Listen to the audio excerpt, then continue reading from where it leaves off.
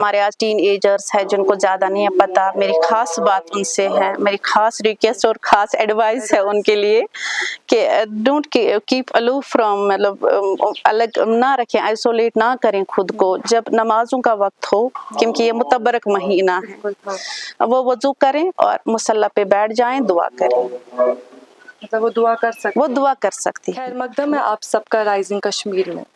رمضان المبارک کا بابرکت مہینہ چل رہا ہے اور اسی کے حوالے سے آج ہمارے ساتھ جڑی ہے ایک خصوصاً مہمان جن کا نام ڈاکٹر مبینہ رمضان ہے، جو ایک وومن اسلامک اسکالر ہے اور چیئر پرسن ہے انصار النساء کی۔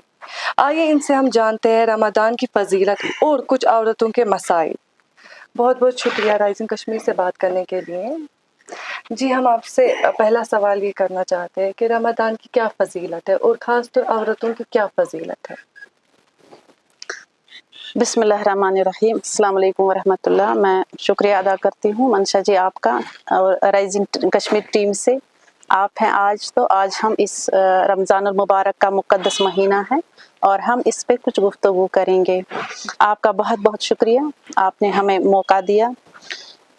اصل میں اللہ تبارک تعالیٰ نے جب مخلوق کو تخلیق کیا، بنایا، تو سب سے اشرف انہوں نے انسان کو بنایا، یعنی کہ انسان کو تبھی کہا جاتا ہے اشرف المخلوقات۔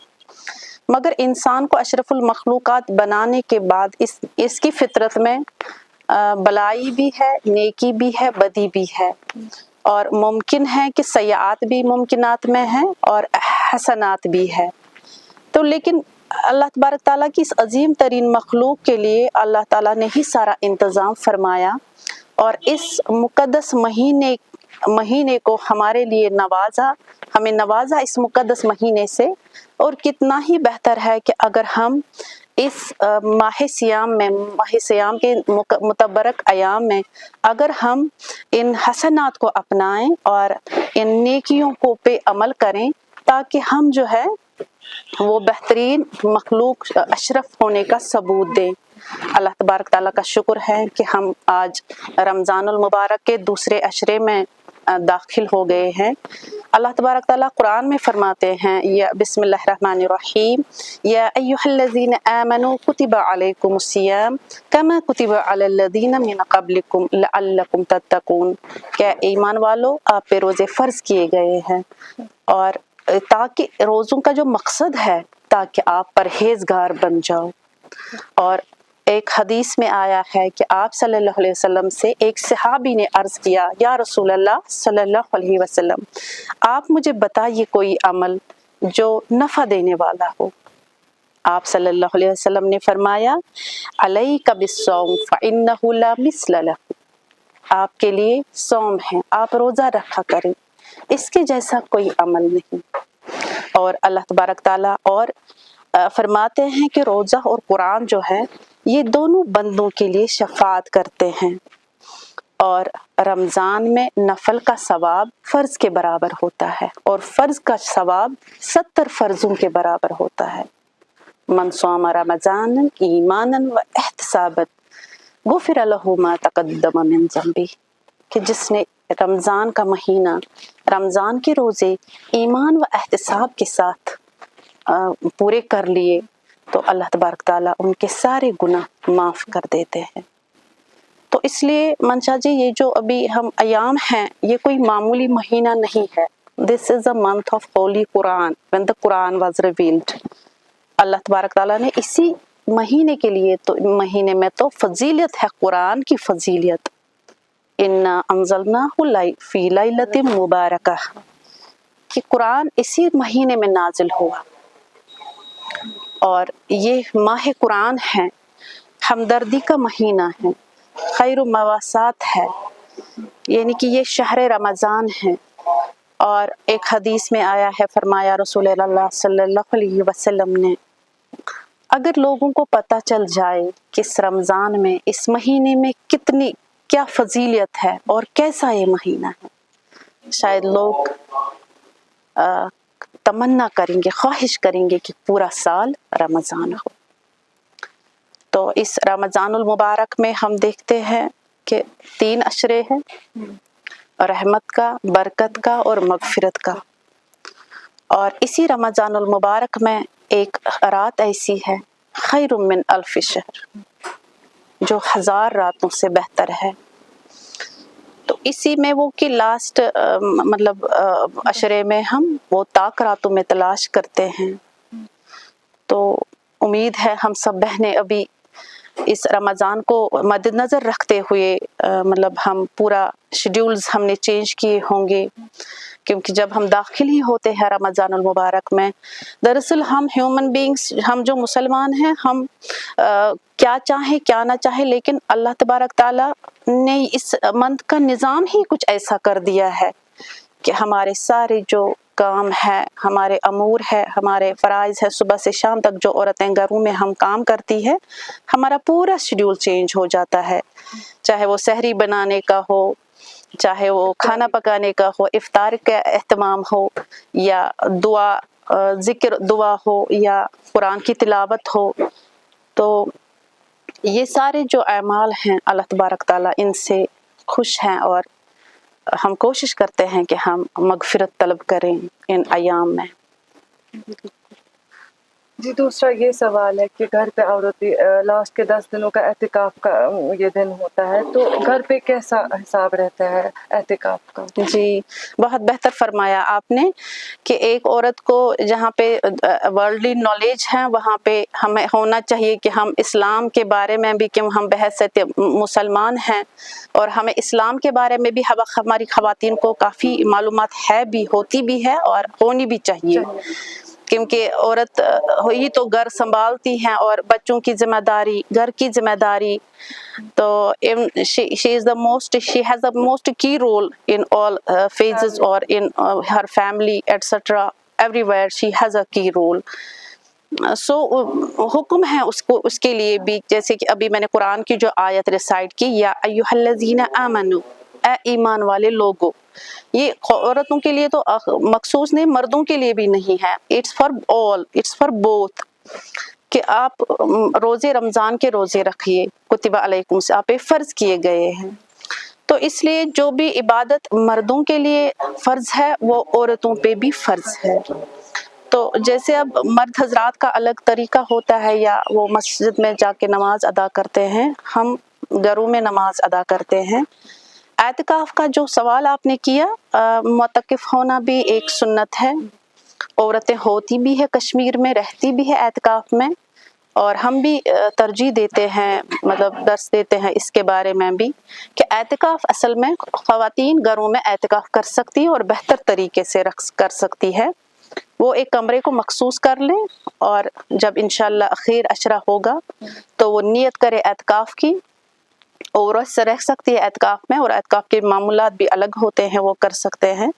اور اعتکاف کا جو مقصد ہے وہ ہے لیلۃ القدر کو تلاش کرنا، طاق راتوں میں شب بیداری کر کے اللہ کے حضور مطلب پیش ہونا، اور پھر اس طرح سے وہ اعتکاف احسن طریقے سے کر سکتی ہے۔ ان کو گھر میں ہی رہنا ہے، ایک کمرہ مخصوص کرنا ہے، اس میں پردہ وغیرہ ٹانکنا ہے تاکہ وہ علیحدہ ہو جائے۔ اعتکاف کی بھی فضیلت ہیں، اور عورتیں بہتر طریقے سے اعتکاف بھی کر سکتی ہیں اگر گھروں میں کوئی دقتیں نہ ہوں۔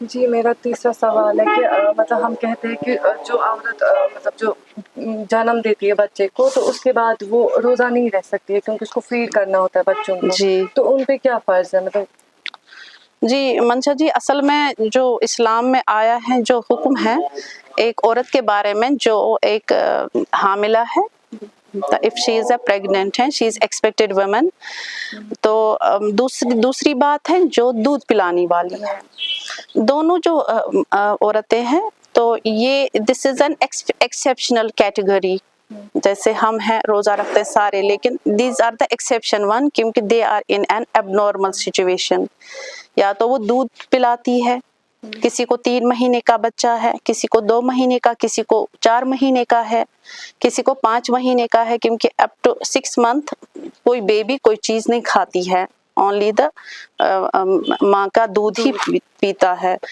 تو اسی طرح سے جو حاملہ ہے، she is expected and she is going through the stage, تو اس میں اس کی الگ الگ ضروریات ہوں گی، whether she is in 6 month 5th month یا 7th منتھ 8th منتھ، तो इसमें एक चीज़ हमें देखना ज़रूरी है मेरी बहनों को, इफ़ शी इज़ फीलिंग कि मैं जो न्यू बॉर्न फीटस है वो इफेक्ट होगा, तो उसको चाहिए कि वो रोज़ा ना रखे।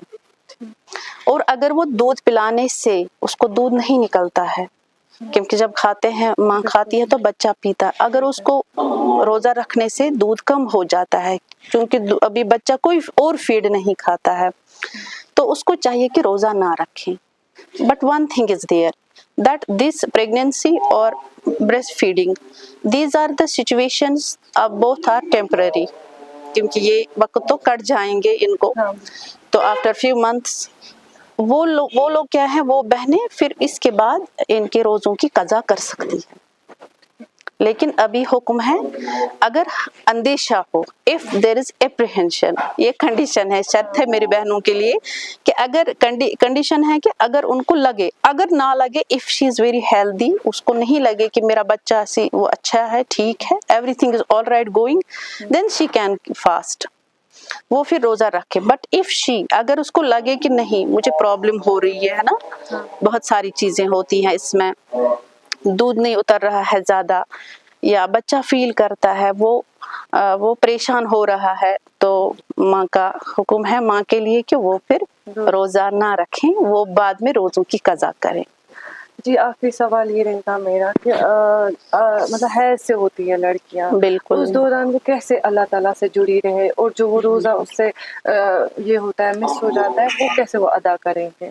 जी, इसमें आप इन पीरियड्स में जब हमारी बहनें होती हैं तो उनके लिए हुक्म है कि वो क्या करें, वो खुद को मुंसलिक रख सकती है।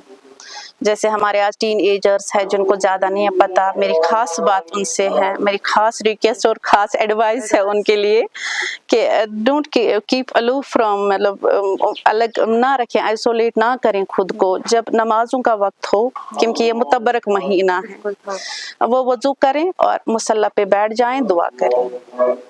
मतलब वो दुआ कर सकती है।